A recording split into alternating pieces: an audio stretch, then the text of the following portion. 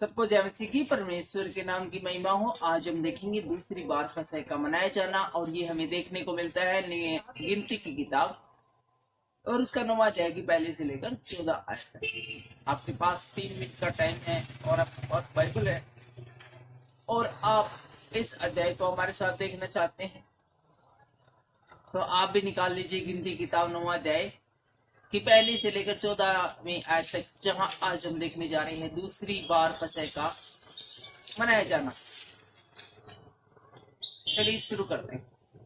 इजरायलियों के मिस्र से निकलने के दूसरे वर्ष के पहले महीने में यहोवा ने सीने के जंगल में मूसा से कहा। टाइम है जो ये अभी बात की, जिस समय का ये जिक्र है, उसके टाइम के ऊपर ध्यान देने की बहुत जरूरत है। दोबारा से पढ़ेंगे, काफी लंबी लाइन है और इस एक ही लाइन में बहुत सारी बातें बता दी गई है जो कि एक आम आदमी के समझ में नहीं आती है।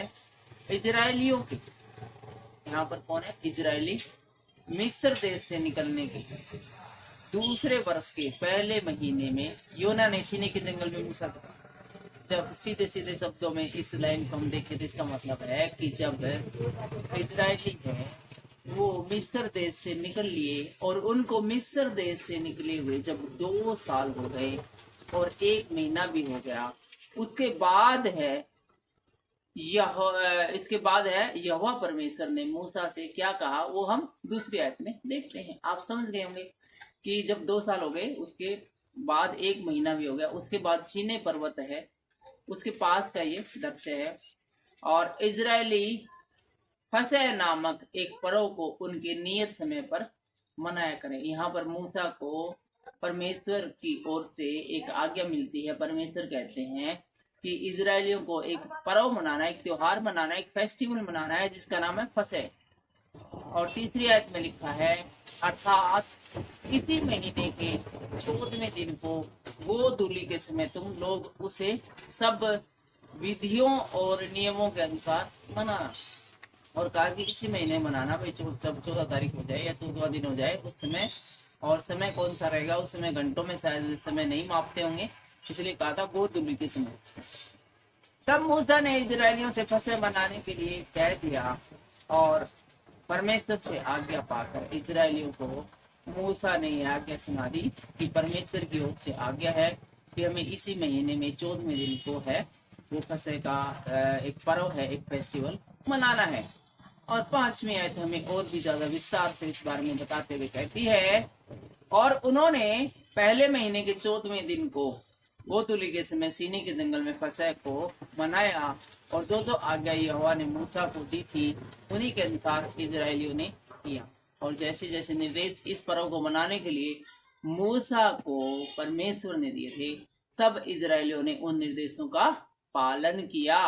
परंतु कुछ लोग एक मनुष्य के शव के द्वारा अशुद्ध होने के कारण उस दिन फसह को न मना सके। लेकिन कुछ लोग ऐसे भी थे कि किसी डेड बॉडी के कारण है वो इस फसह के त्योहार को नहीं मना सके क्योंकि वो अशुद्ध हो गए थे। और वे उसी दिन मूसा और हारून के समीप जाकर मूसा से कहने लगे, हम लोग एक मनुष्य के शव के कारण अशुद्ध है, परंतु हम क्यों रुके रहें और इजरायलियों के संग यहोवा का चढ़ावा नियत पर्व पर क्यों न चढ़ाएं? मूसा ने उनसे कहा, ठहरे रहो, मैं सुन लूं कि यहोवा तुम्हारे विषय में क्या कहता है। तो कुछ 2-4 लोग हैं वो किसी डेड बॉडी को छूने के कारण अशुद्ध हो गए, तो वो मूसा के पास आकर कहने लगे, मूसा जी कि हम इस प्रकार से हमारे को रिश्तेदार को परिवार में मर गया था तो उसको दफनाना जरूरी था, उसको ऐसे रख नहीं सकते थे, लेकिन उसके कारण हम अशुद्ध हो गए हैं। फिर भी हम चाहते हैं कि जो बाकी लोग जो सेलिब्रेशन कर रहे हैं उसमें हम हिस्सा ले, उसमें हम शामिल हों। हम क्यों अकेले हैं? इस पर्व में शामिल होने से रह जाए, इसमें हमारी कोई गलती नहीं थी। और हम आगे देखते हैं, 9वीं आयत में लिखा है, यहोवा ने मूसा से कहा, तो मूसा ने कहा था भाई रुको एक बार, तुम अभी डायरेक्ट है सीधे ही इस फसह में शामिल ना हो, मैं परमेश्वर से पूछता हूँ वो इस विषय में क्या कहता है। और आगे इस विषय में 9वीं आयत में परमेश्वर ने मूसा से कहा, जो 10वीं आयत में लिखा है, इजरायलियों से कहे कि चाहे तुम लोग, चाहे तुम्हारे वंश में से कोई किसी भी लोथ के कारण शुद्ध हो या दूर की यात्रा पर हो, तो भी वह यहोवा के लिए फसह को माने। और यहाँ पर हम देख रहे हैं कि एक इस घटना के द्वारा परमेश्वर ने चमत्कार किया। जिस प्रकार की लाजर की मृत्यु इसलिए नहीं है थी कि वो मरे, बल्कि एक चमत्कार हो, वही है हुआ था। और परमेश्वर के पुत्र ने, यीशु मसीह ने लाजर से कहा था कि हे लाजर बाहर आ। यदि लाजर नहीं मरता तो ये घटना नहीं घटती। इसी प्रकार से यदि ये व्यक्ति लोथ के कारण है, डेड बॉडी के कारण अशुद्ध नहीं होते, तो परमेश्वर यहाँ पर मूसा को नई आज्ञा नहीं देते। और यहाँ पर परमेश्वर ने मूसा को आज्ञा दी कि कोई बात नहीं, वो लोग अशुद्ध हो गए हैं, और चाहे देशी हो परदेशी कोई भी है, हर किसी को है इस फेस्टिवल में हिस्सा लेना है। तो इसे दूसरे महीने के 14वें दिन को बौद्ध लोग इसमें मनाएं और फसह की पशु बलि के मांस को अखमीरी रोटी और कड़वे साग के साथ खाएं, और उसमें से कुछ भी सवेरे तक न छोड़े। और एक और आज्ञा दी कि जो कुछ भी इस फेस्टिवल के अंदर खाना पीना हो,